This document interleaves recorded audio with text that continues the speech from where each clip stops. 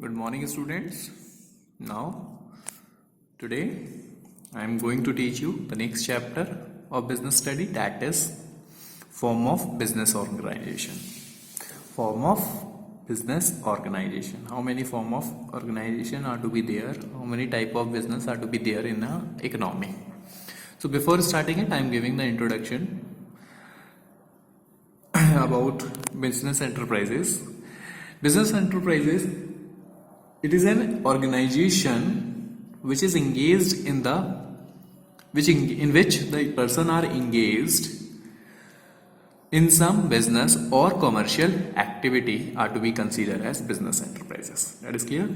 This business enterprises are to be classified into three categories: private sector, public sector, and joint sector.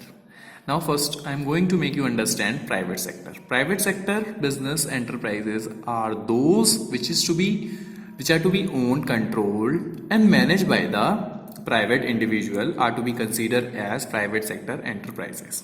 For example, Airlines India Limited, Tata Company, Birla Company, these are the example of private sector. Next, that is public sector.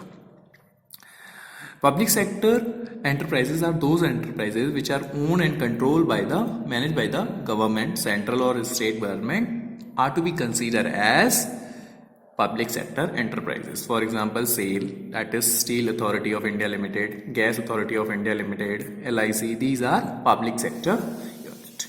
Next, that is joint sector. When the activities of business enterprises are owned, controlled, and managed jointly by the private as well as government sector, private as well as public sector are to be considered as joint sector enterprises. That is clear to everyone. For example, Maruti Udyog, the example of that is joint sector enterprises where government and private both controlling, owning, and managing the business activity. That is clear to everyone. Now this is the introduction of chapter. Now I am going to start the chapter. In this chapter we are going to study the form of private sector enterprises. The form of private sector enterprises. The form of private sector enterprises. As in the economy, in our economy, there are common five form of private sector enterprises. These are sole proprietorship, joint Hindu family business, partnership form of business, cooperative society, and company form of business. So these form of business we are going to study one by one. So today one by one we are going to study these topics. That is clear to everyone. Now I am going to start with the first form of business, that is sole proprietorship form of business. Sole proprietorship. Sole means single and proprietor means owner. So this business, when business is carried out, when it is to be managed, controlled, and owned by a single individual, that type of business form is to be considered as sole proprietorship of business. That type of business are to be considered as sole proprietorship business. That is clear. For example, retail shop, that is the best example of single owner. When a single individual person is owning, managing, controlling all the activity of business, then it is to be considered as sole proprietorship. So now I am going to tell you the next topic, that is features of it. Features of sole proprietorship business. What are the features? First feature, that is single ownership. In that form of business, in sole proprietorship form of business, all the activities of business is to be owned by the single individual. Means whatever the capital is to be invested on the business, either he is going to raise the fund by his own fund or by borrowing fund, that all the fund is to be supplied by only single person. That's why it is to be single ownership. That is clear. Next feature, that is individual risk bearing. In this form of business, the whole risk, all the risk is to be bear by the one person, that is that owner of the business. Means all the benefit that is to be rewarded to one individual only, same as it is if the person is incurring loss, then he has to bear only that loss. No one can share that loss or profit. That is clear. Next, that is no separate legal entity. As if I'm talking about this sole proprietorship form of business, they don't have any legal identity, separate legal entity from its owner. And law make no difference between the owner and enterprises. Means the owning and controlling and managing the business activities to be done by only single person. He is the owner, he is the controller, and he is the manager of that individual business. That is clear. Freedom of operation. In this form of business, there is less or minimum government rules and regulation. Means no legal formalities required for starting up or for setup of this form of business, and also for if the businessman want to dissolve it, that is also not taking any government's they should not follow any rules and regulation to form it and to dissolve it. That is clear. Only license is required. If your business under the license policy, that is required, but there will be no interruption by the government. Very less. Next, that is one man control. One man control. The whole business, as you know, the single owner is there of that firm. He has full control over the business. Means all the activities is to be managed and controlled by one person only. ठीक है ना? Who is the owner of that business? He is managing and controlling all the activities of the business. That is clear to everyone. Next, now I am going to tell you the next topic, that is what is the advantage and disadvantage of this sole proprietorship form of business. So firstly, we are going to understand the advantage, or we can say merits of business, sole proprietorship form business. First, easy to form and dissolve. As in the sole proprietorship form of business, it is very easy to form because no legal formalities are required for setting up this type of organization, this type of firm. Any law is not specified by the government to set up it, and also no legal formality is to be there to close down it, to dissolve the business. That's why the first advantage, that whenever the firm is thinking and whenever he is having a sufficient amount of capital, he is going to establish it, start that type of business, and whenever he think that this business is not beneficial for him, he can dissolve it. That is clear. Next, that is direct incentive. Direct incentives means there is a direct relationship in this form of business, the efforts and the reward. That means the single individual, what efforts he is putting to establish his business to earn more and more income and profit, he is only getting that all the extra income, that all the profit enjoy by him only. That is clear to everyone. Proprietor is always motivated to work. As in this type of business, single individual, the individual owner, he will put his best efforts, as he know he is not going to share this profit with anyone. So he is putting his best efforts, whatever the efforts, he will get this reward. There is a direct link between the reward and efforts of the firm. That is clear. Next, that is flexibility. Flexibility I am going to in this type form of business. Why it is flexible business? Because all the decisions should be taken by only proprietor himself, those who are the owner of that firm. He is not going to discuss or consult with anyone. And without wasting his time, he can take decision very quickly, very fastly. Whenever he thought to make changes in any of the supplier, in any of the policy of the organization, he can make changes without consulting with anyone. That is clear. Nay. Last, that is sole benefit of profit. As you know, whatever the profit is to be earned by this type of firm, it's belong to only one person, that is proprietor, or you can say owner of the firm. That is clear to everyone. So this is the advantage. Now I am going to make you understand the next, that is disadvantage. Disadvantage. Yes, disadvantage in that, what are the disadvantage and demerits? Demerits also, it can be written as demerits. Demerits of the sole proprietorship firm. Limited resource. Yes, as you know, in this form of business, in this type of firm, whatever the fund finance, it is only to be contributed by owner himself, either by his own wealth or by his borrowing. And there is very limit. Obviously, a one person have limit to raise the fund, to raise the credit from the market.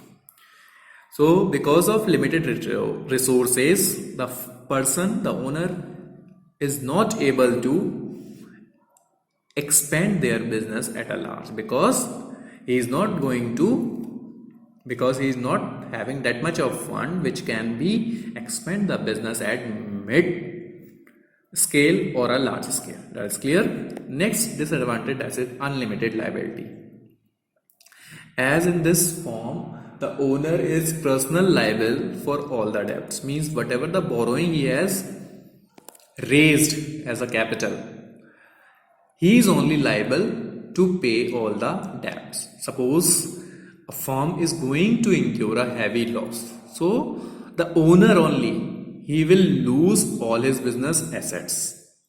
And even if assets are not going to meet that debts, then the person, the borrower, those who have given the loan to him, he is going to claim on his personal assets also. Means he has to pay his debt by selling his personal property also. So because of that unlimited liability, it become a demerits of this business.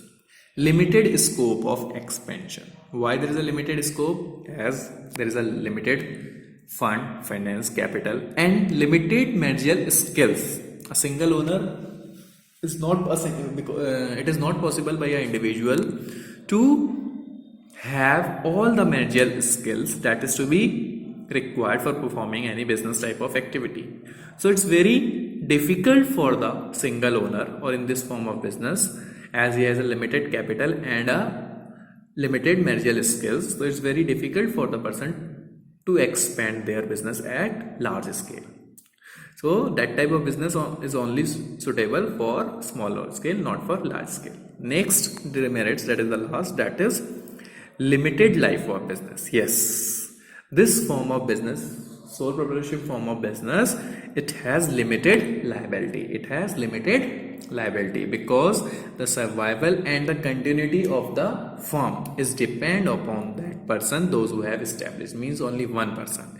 So if for that businessman, he is going to be fall sick, or he become insolvent, or he will be dying, so the business may also come in end. That is clear.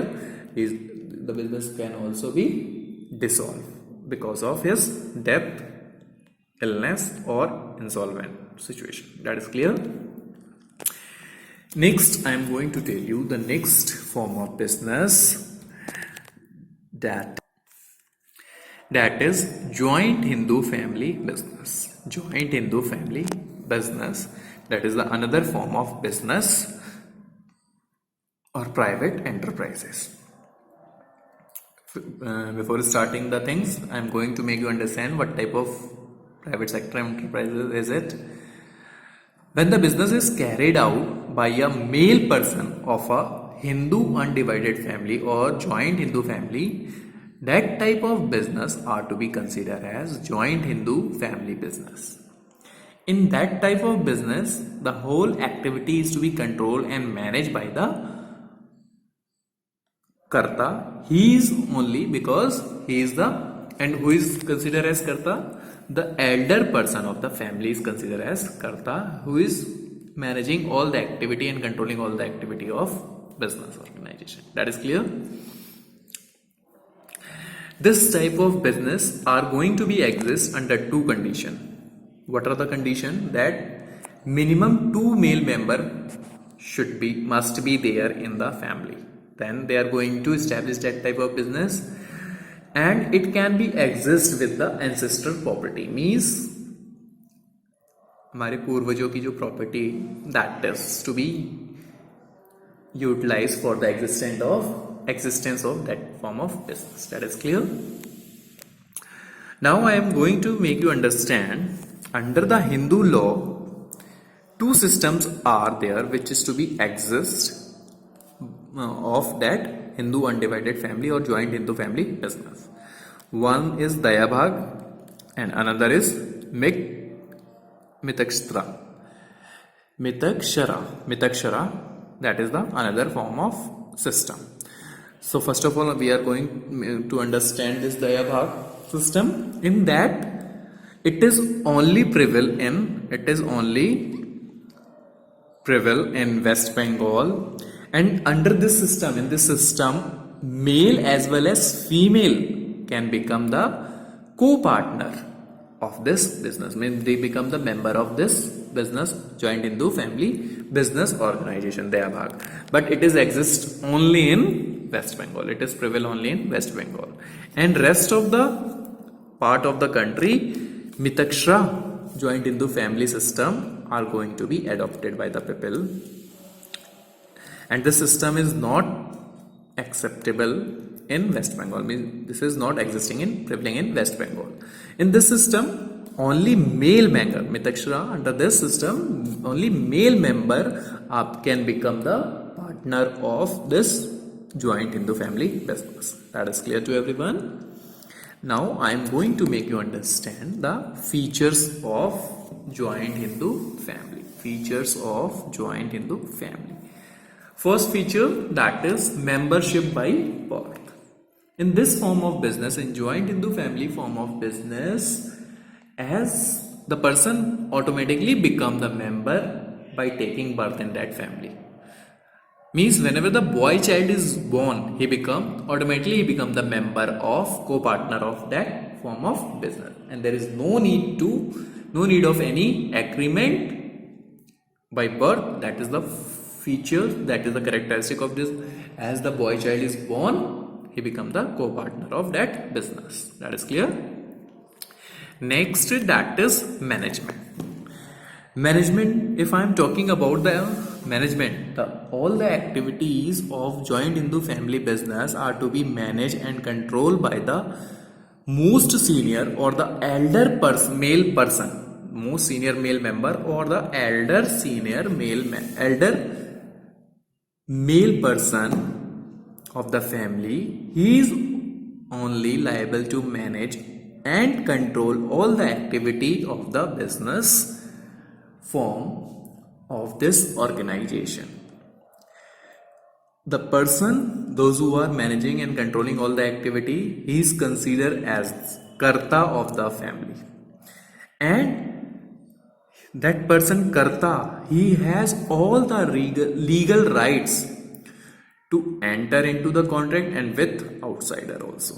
Means he can make the contract with outsider. He is only a legal rights, not the other members. That is clear. And even he has much liability.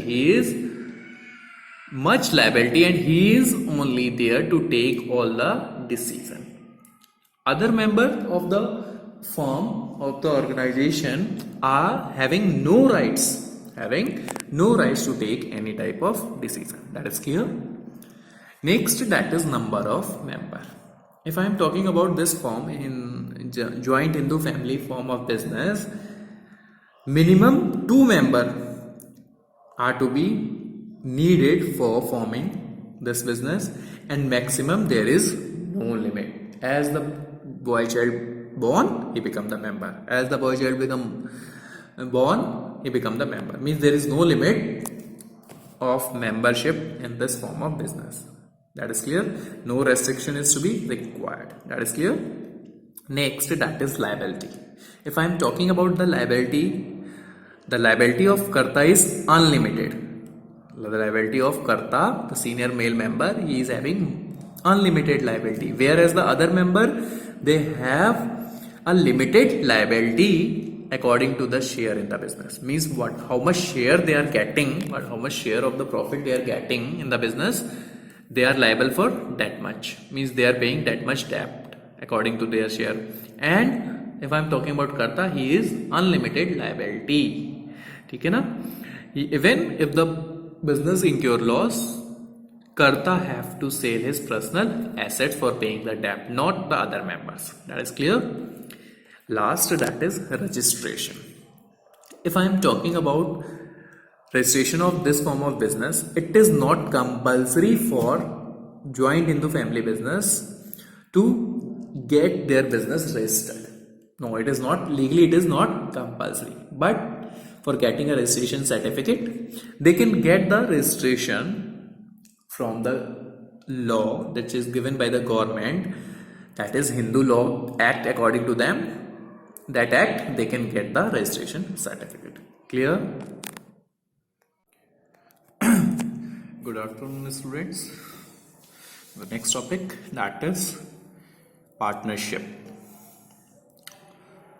Partnership form of business. That is the next form of business, third form of business that I am going to tell you.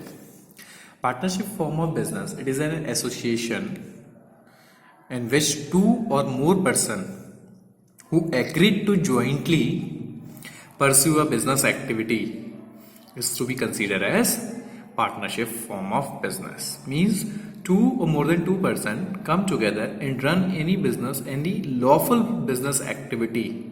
That association is to be considered as partnership form. That is clear. Now I am going to make you understand the features of partnership business that will make clear to all you people about this form of business. First, that is membership. In partnership form of business, to form a partnership firm, minimum 2 members are required and maximum. Earlier there was a limit, that is 20, but from now Company Act 2014 Rule 10, they have allowed in that the maximum there is a 50 member should be there to form a partnership firm. Minimum 2, maximum 50, not more than 50 members should be accepted in the partnership firm or partnership form of business. That is clear. Next, agreement. Yes, the member of the partnership firm, they must make an agreement in which they have to mention all the rules, policy, terms and condition, profit sharing ratio, that all should be mentioned in that agreement, and it is to be considered as partnership deed. Partnership deed is to be considered as agreement. That is clear. In that all the terms and condition, and it must be made by each and every member of the firm. That is clear. Means it necessary, obligatory for the partners to make this agreement, this deed, for carrying out their activity. That is clear. Next, business. Yes, which type of business should be adopted by any lawful activity, any legal business can be adopted by businessmen. Means the partnership firm's member, they can jointly together to perform a legal business activity, not unlawful or illegal. It means if joint robbery or that is joint robbery is to be there, that is not considered as a or any lawful activity jointly there. If any members are doing, group of members, they are not considered as a partnership firm. That is clear. A partnership form of business. Profit sharing. Yes, the ratio of profit and loss, it is to be decided in the partnership deed, that in which ratio the firm's profit is divided among the partners. And if no ratio is to be decided in the deed, then whatever the profit and loss is to be incurred by the firm, that is to be distributed equally among the different members, different partners. That is clear. Next, that is registration. Legally, it is not compulsory to get the firm registered, but partners they prefer to get the firm registered because it gives maximum to get the maximum benefit. And to get this maximum benefit rather than the unregistered firm, for that they are preferring to get the firm registered. Next, that is liability. If I am talking about the liability of the partners in the partnership firm, these are unlimited, mean they are having unlimited liability, and they are liable to pay all the debt even suppose if the firm incur loss and the firm's assets is not settled down the creditor's account. So creditor will claim on their personal assets of each and every partner of the firm. That is clear. So these are the features that make you understand what form of business it is. And even this topic that you are studying in business study as a theory, in class 12 you will be having a numerical chapters theory what I am teaching you, and same as it is numerical chapter you will be having in class 12, that you will do it in class 12. That is clear. Now feature is clear. Now I am going to tell you merits and demerits. As coin have two faces, so the things have also two faces. So I am going to discuss some are its advantage and some are disadvantage also.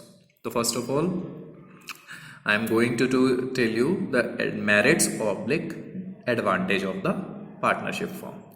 Easy to form. It is very easy to form the partnership firm because only two or more than 2 persons are required. Minimum 2 persons are required to form the partnership firm. As the easiest process because no legal formalities are required. It is not compulsory to get it registered. That's why that is the first advantage to form the partnership firm, to run the partnership firm business. That is clear. Next, large financial resources as comparison to sole proprietorship and joint into family. The financial resource, the finance that partnership is having, that is more as comparison to sole proprietorship and joint into family, because more number of partners are there and they are contributing their capital. So because of that, firm is able to expand the business also and run their activities in a well manner. Next, risk sharing. As you know, in the sole proprietorship only a owner is bearing all the risk, but in partnership business the risk is to be shared by each and every partner in the organization on the basis of specified ratio, agreed ratio, which is mentioned, specified in the partnership deed. That is clear, and that is not done in sole proprietorship. In sole proprietorship only a owner have to bear all the risk. That is clear. Next, I am going to tell you that is division of work. In the partnership firm, the work is divided among the partners according to their skills and knowledge. And while they are performing their own work again and again, it will get specialization and it improves the managerial efficiency of the firm. As everyone, they are putting their efforts for performing their activity, and when they are doing again and again, they will get specialized in it. So these are the merits of partnership firm. Now I am going to tell you demerits of partnership firm. Demerits. What are the demerits? That is, first is unlimited liability. Yes, in this form of business, the partnership form of business, the partners are having unlimited liability. Unlimited liability they are having. As suppose if the partners if the firm is incurring loss, so they have to, for paying the debt, for paying the creditors amount credit, if the the business assets getting less to settle down the creditors account to pay the debt, then they have to sell their personal property. The partners have to sell their personal property also for paying the debt. So that is the disadvantage of it, this type of business. Next, conflicts. As you know, in partnership firm, many partners are carried out the business activities, and these partners are from belonging from different field. They have different opinion, different knowledge, different ideas. And if these partners are opting the rigid attitude, it will create problem for the firm, because it create conflict, it create differences among themselves, and the firm is not running for a long period of time. That is clear. Next, that is uncertainty. Next, that is uncertainty. Next is uncertainty. In that, yes, in that form of business, the uncertainty will occur anytime. How this uncertainty will come? Suppose the partnership firm is going to get to dissolve because of the any partner death, because of the death of any partner, insolvency of any partner. Even they can dissolve the firm with their desire whenever they want. So this form of business, uncertainty will occur any time. That is clear. Next, that is non-transferability of share, non-transferable shares. As in the partnership form of business, the partners are not able or are not in that position to transfer their shares to other person or other people. If they wish to transfer their share, it requires the consent of the other partners. Means the other partner agreed on that they don't have any objection for, and it will very difficult for everyone to do it. So these are the demerits of partnership firm. That is clear. Next, that is types of partnership firm. Means the partnership firm, it is to be based on time period or on the basis of liability of members. So first of all, I am going to make you understand that partnership firm which is based on the time period. So in that, partnership at will. Partnership at will.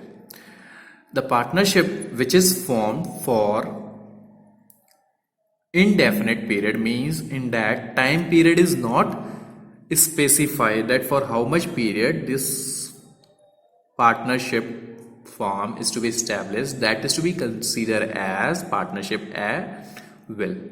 In this form of partnership,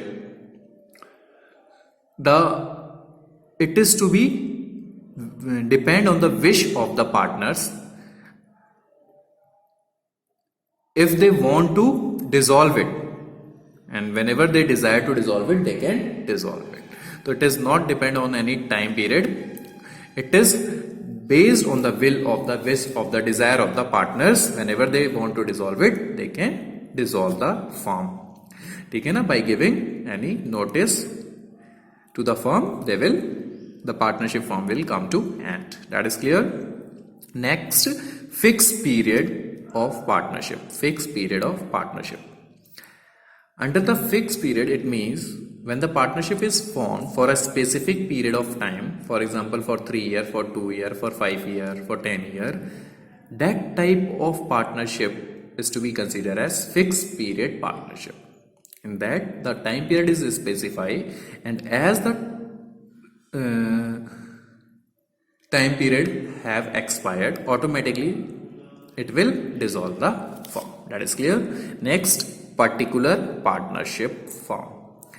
Particular partnership firm is that when any partnership firm it is to be formed for any particular objective, then it is to be considered as particular partnership. Suppose if two person or more than two person come together or jointly get a contract for the construction of bridge or for the construction of any road.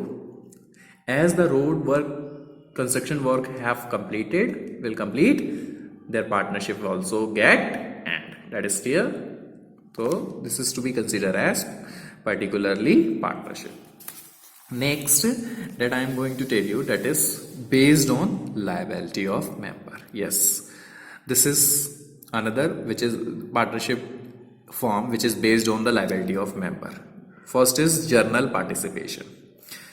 In this partnership, the liability of the member is unlimited. In the general partnership business or partnership, the liability of the partners is unlimited. It means if the assets of firm are not enough to settle down the creditor's account, then creditor will claim on the personal property of the active or partners.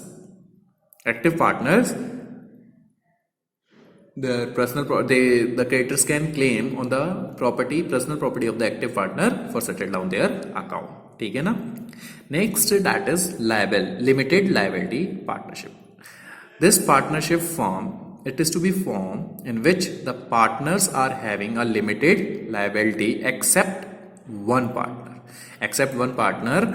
In this partnership form, all the partners are having a limited liability that is extent to of their share, means on the basis of their share profit that is mentioned in that is specified in the deed. On the basis of that, they are liable for that much liability. That is clear. Okay. Now I am going to tell you, these are the types of partnership firm. I am going to tell you, that is types of partners. Types of partners. Partners are four types. Partners, they are four types. These are active partner, sleeping partner, secret partner and nominal partner. So first I am going to make you understand active partner. Active partners are those participants who involved in the management activity, managerial activity of the firm.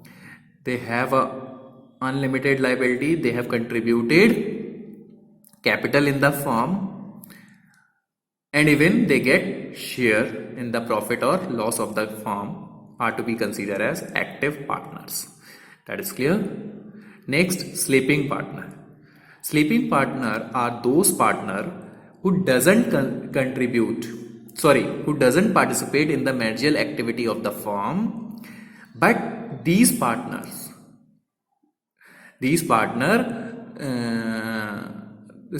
are bound by all the activity of other active partner.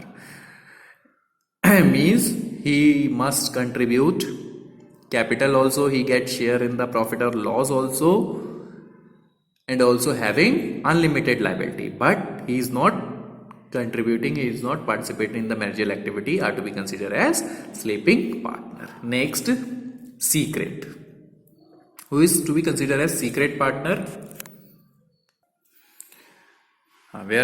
Secret partner. Secret partner are those partner who is related or associated with the firm, but the outsider is not known. That partner, that he is the partner of that firm, he is unknown for the partner, outsider, are to be considered as secret partner. Secret partner have to contribute capital also, he should participate in the activity of management also, and he is having unlimited liability, but he is unknown for the outsider that he is a partner of this firm. That is clear. He is to be considered as secret partner. Now I am going to tell you nominal partner. Who is to be considered as nominal partner? Nominal partner are the partner who is not the real partners of the firm. Means these partner do not contribute any capital, they do not participate in the management activity, they do not having any unlimited liability, and even they don't get any share in the profit or loss. But the nominal partners, they are lending his name, only they are lending their name and reputation for the benefit of the firm. And these are of two types, means they are lending their name and reputation, only the firm will get the benefit by lending their name, by using their name. These are also two types, nominal by estoppel and nominal by holding out. Nominal by estoppel, it means the person who accept that before the outsider that he is the partner of this partnership firm by his own word, and he conducted that he is accept that I am the partner of this firm, and I am liable, and he is liable for the debt which the firm get because of his reputation. For example, if Mr. X, he is the active partner of the partnership firm, and he apply for the loan, and by giving a request that Mr. A who is not the partner request the financier, in that suppose Mr. X, he is the active partner of the partnership firm, he'd apply for no. Mr. A, those who have accept that I am the partner, he is not the partner of the firm, but he requests to the financial manager to give the loan to the firm, as he is also the partner in the debt firm, and Mr. A will be considered as nominal partner by estoppel. When and he giving the guarantee that the firm will pay your loan at a time. Okay, that is clear, and even financier can claim the loan from Mr. A. That is clear. Next, nominal partner by holding out. The partner who doesn't call himself as a partner in the firm, means himself he is not saying, is not calling as a partner of the firm, but he don't have any objection when others, the partners of other partners of the firm, they are calling him as a partner in the firm. He is to be considered as partners by holding out. For example, Mr. X, he apply for the loan and saying that Mr. A is also a partner of this firm, and Mr. A, whose name have been taken by Mr. X, he don't have any objection. He doesn't have any objection by calling a partner by Mr. X of that firm. Then he is to be considered as nominal partner by holding out. That is clear.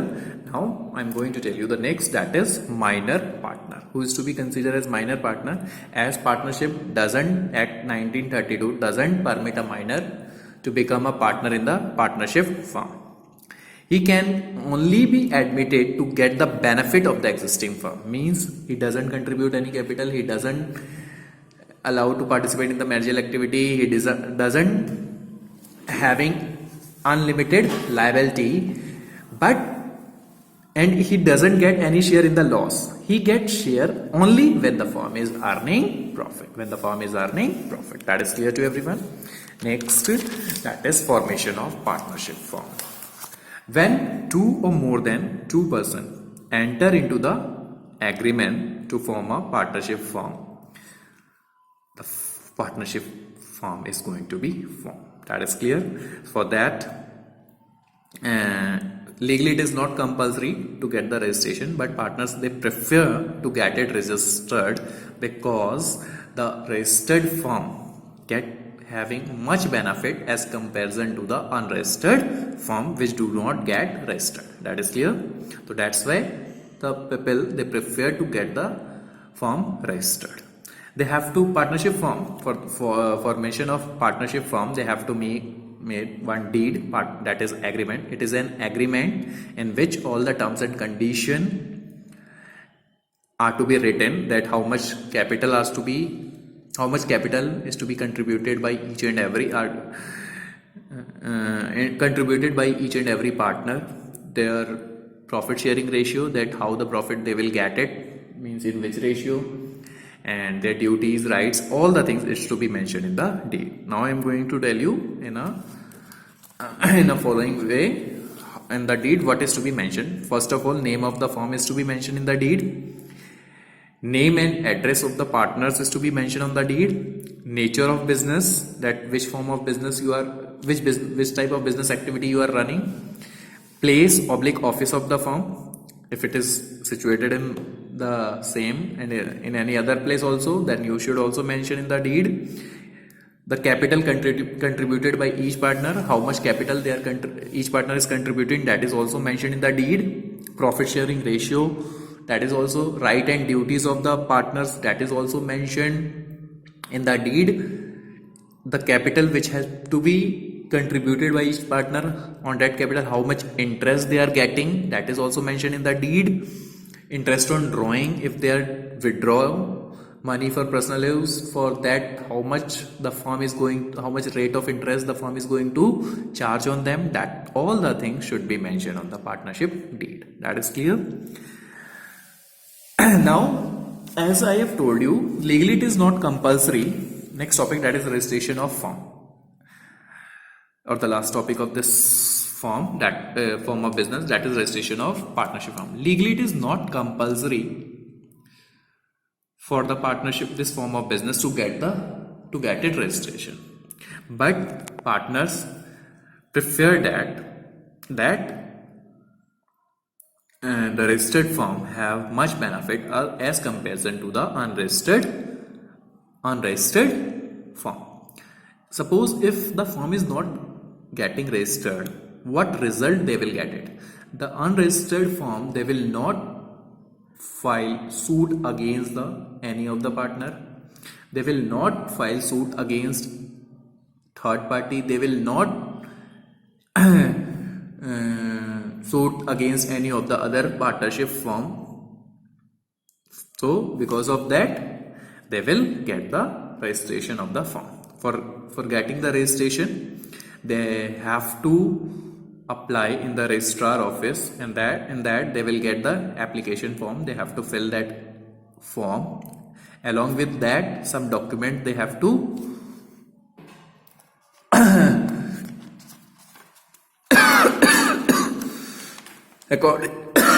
sorry, in that how they will get the procedure of registration of the partnership firm. In that, to get the registration, they have to apply to the registrar in the prescribed form.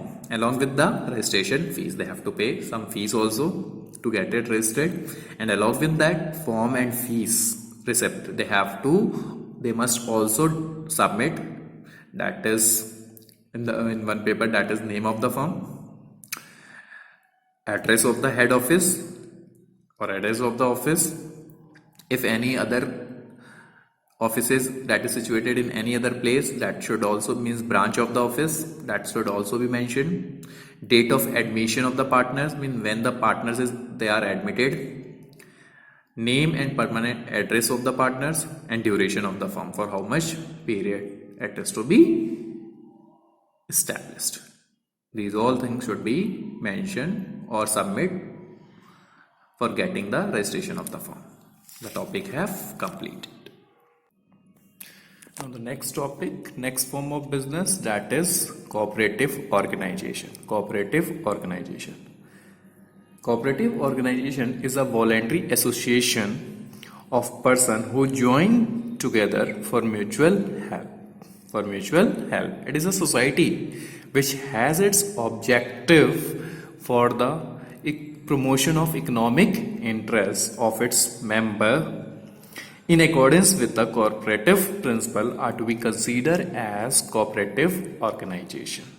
These are to be established, this form of business to be established to provide a mutual help among its member, those who have formed this organization. That is clear. So to make you more understand, we will go with the features of cooperative organization. Features of cooperative organization. First, it is a voluntary association. It is a voluntary association that I have told you in the meaning and definition, that this society is a voluntary association of person. Any person, he can join the cooperative society if he or she has a common interest. That is clear? For example, any consumer can join the consumer society. Any farmer can join the agriculture society, and whenever they desire to leave it, by giving the notice, they can leave the firm, also leave the organization whenever they wish. Whenever they wish to join, they can join by giving a notice, and whenever they leave the organization, they can leave the organization by giving notice only. That is clear to everyone? It is not compulsory, it is a voluntary association of person organization. Next, that is equal voting rights. Yes, in this type of organization, it is to be established with the democratic principle, in that, as you know, that you have studied in civic, that is one man, one vote. One man, one vote. So everyone, all the members are getting a equal rights, are having only one voting rights. Either they will contribute, either anyone will contribute more or less. It's not depend upon the capital contributed by me. It's depend on the democratic principles. Means either you are contributing more. For example, suppose if one person has 500 share in the firm and another is 50 share. So both will get the equal voting rights, one voting rights. That is clear? Next, that is service motive. The main motive of this organization is to provide services to its member and not to earn profit.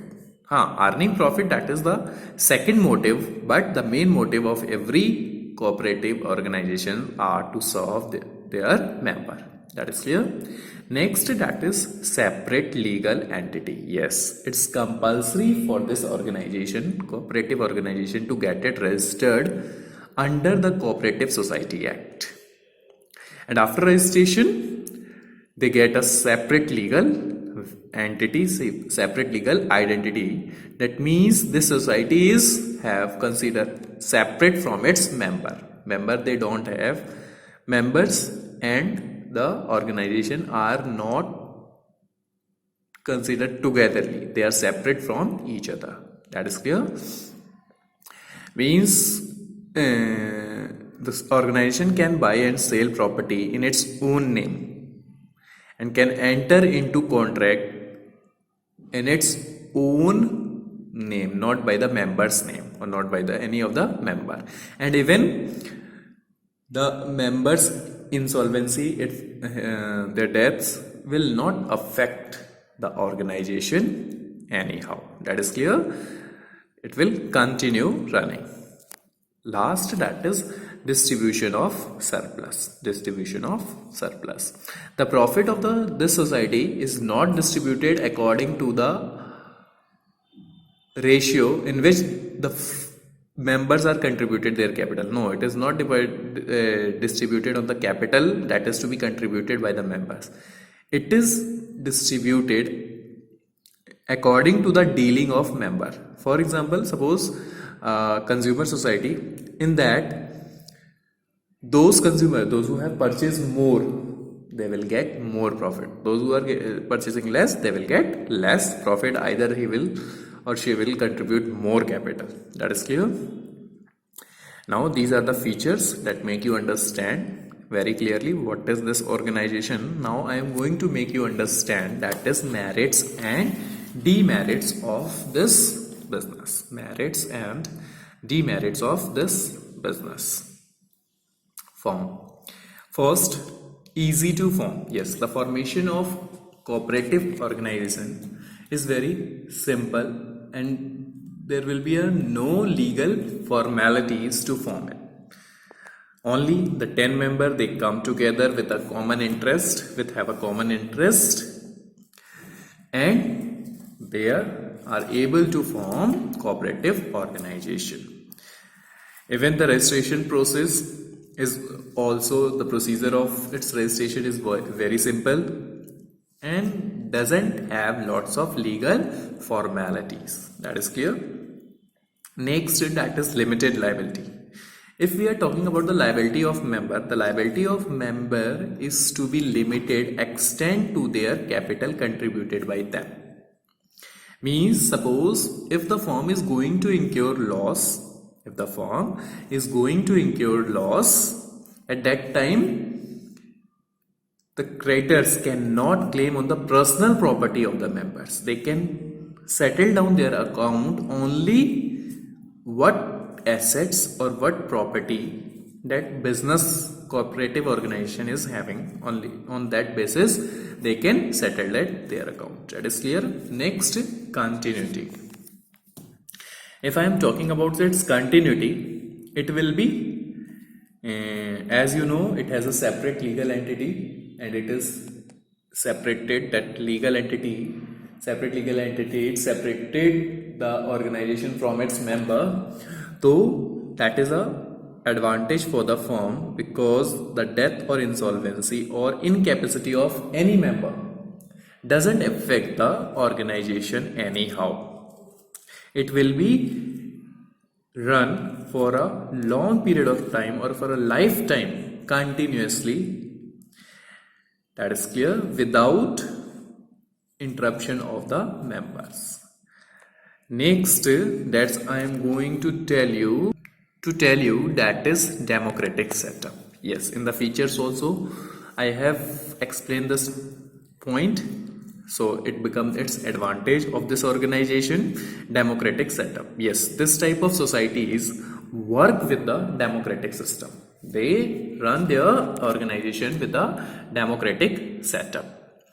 Means in that the organization is based on the principle of one vote, one man, one vote. As you have studied, means all the members having equal rights and they will get a equal opportunity for participating in the management activity. Either they are contributing less or more. That is clear. So these are the advantage of this business. Now I am going to make you understand that is demerits of this business. Obviously, that I have every time I have told you the coin have two faces. If something have some advantage, so disadvantage also.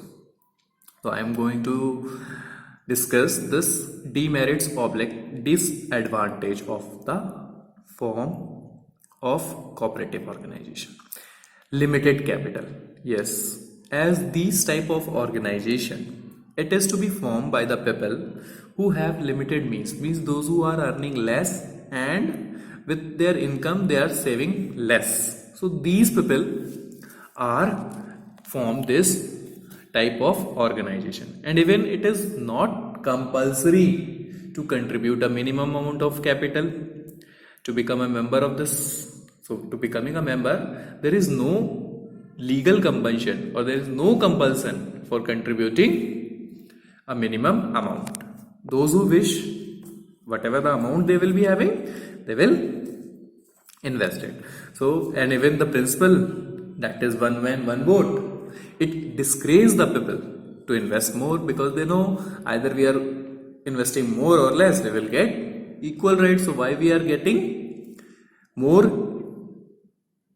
investment on these type of organization? So because of that lacking of capital, or the firm is having limited capital. That is clear. Next, that is inefficient management. The cooperative organization, as you know, it is managed and controlled by the members only, and all the activities which is going in the organization, it is only performed by the member. And these members are not professional in any field. They don't have any special knowledge. So because of their inexperience, because they are untrained, not well trained, or they don't have any such much of knowledge, and even these organizations cannot afford to appoint any professional and experts because they are charging high salary. So they are not managing in a well manner. That is clear. Next, that is no motivation. Yes, in this type of organization, there is no link between the efforts and reward. Hence, the members, they get demotivated. They are not putting their best efforts to do in the organization, to do for anything in the organization, because as they are not getting any incentives for performing efficiently and effectively, then why will they put their efforts to do the best thing? That is clear. Next disadvantage, last, that is conflict among the members. Yes, most of the time the disputes are arising among its managing committee, as you know, or among the members of the organization. As you know, these members are from different section of society. They have their different opinion, they have their different ideas, different knowledge they are having, and if any of the member follow a rigid attitude, obviously it create dispute among the employees and it will create problem for the organization. So these are the disadvantage of the firm. So that we have understood what type of cooperative organization by its feature, merits, and what is its advantage and disadvantage. Now I am going to make you understand, that is types of consumer organization. Types of consumer organization. If I am talking about types of consumer organization, in that, first is, as you, on the basis of some feature which is to be performed by these members, the cooperative organization are to be divided into 6 parts: consumer cooperative society, producer, cooperative marketing, cooperative credit, cooperative farming, and cooperative housing society. So one by one we are going to understand these things. So first of all, I am going to make you understand, that is consumer cooperative society. Consumer cooperative society.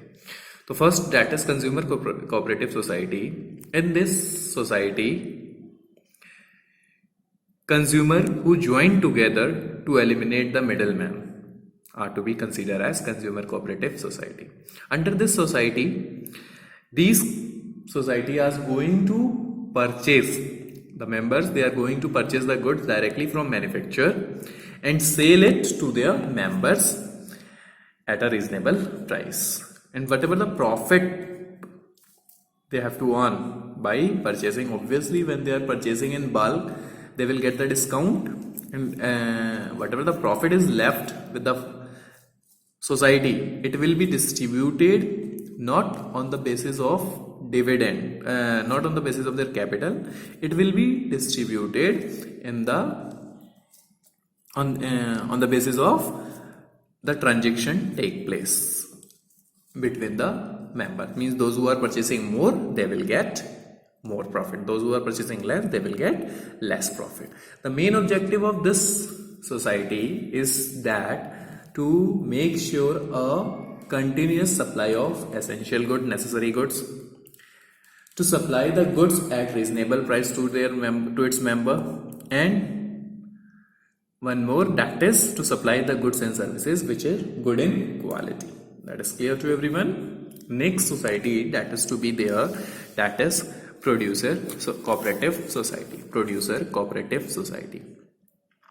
In this society, it includes a small producer, those who individually find difficulty to arrange the inputs and also to get the machinery and latest technology. So they coming together and form a producer cooperative society. These are of two types.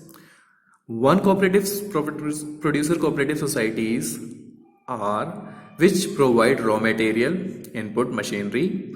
So these producer can able to produce the goods. And the another, those who the producer cooperative society that is to be formed for selling the goods which is to be produced by the first type of producer. That is clear. Cooperative society. That is clear. And whatever the profit is to be earned by the producer society, it is to be distributed on the basis of their sold, means those who are producing more and selling their goods are sold more, so they will get more profit. Those goods are have sold less, they will get less profit. The main objective of this society is that to make sure a continuous supply of raw material, technology, machinery, and also provide a latest technology.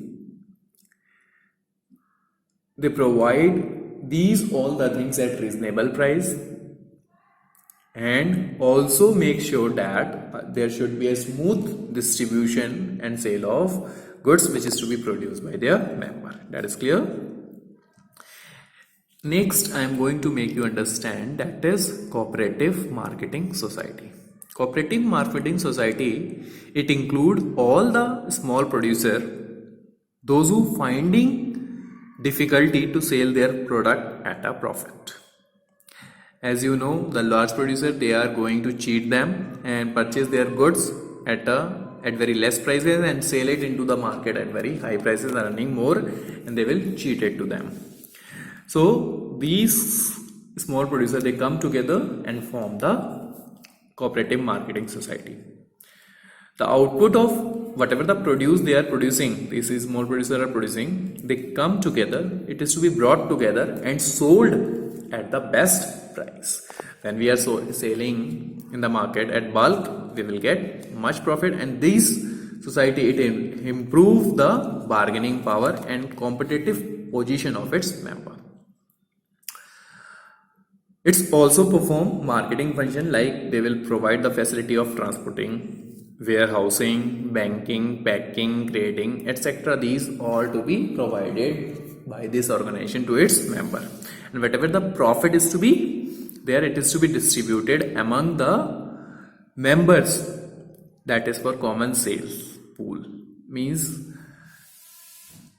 whose goods produce, that is on some basis, it is to be respective shares in the common sales, means those who are contributing more, those who have have more, they will get more. Those who have contributed less produce, they will get less profit. That is clear.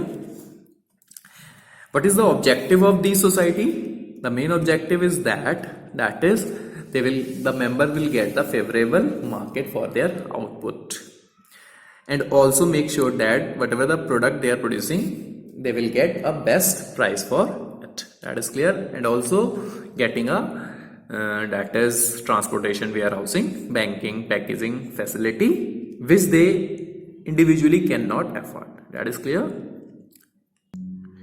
Now next, that is cooperative credit society. Cooperative credit society. In that, it includes the people which have a limited means. It includes the limited, it consists of limited people, it includes the people which have a limited means, and who find it difficulty to arrange the credit and loan. These societies provide a financial help to its member, and also promote the habit of saving among the members.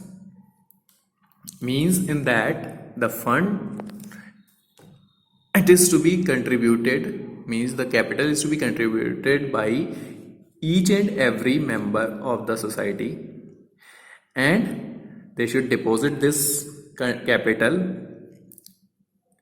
and the fund which is to be contributed by them in the organization, in the society, these are to be utilized for giving loan to the needy member on the easy terms, means at reasonable or very low interest they will provide a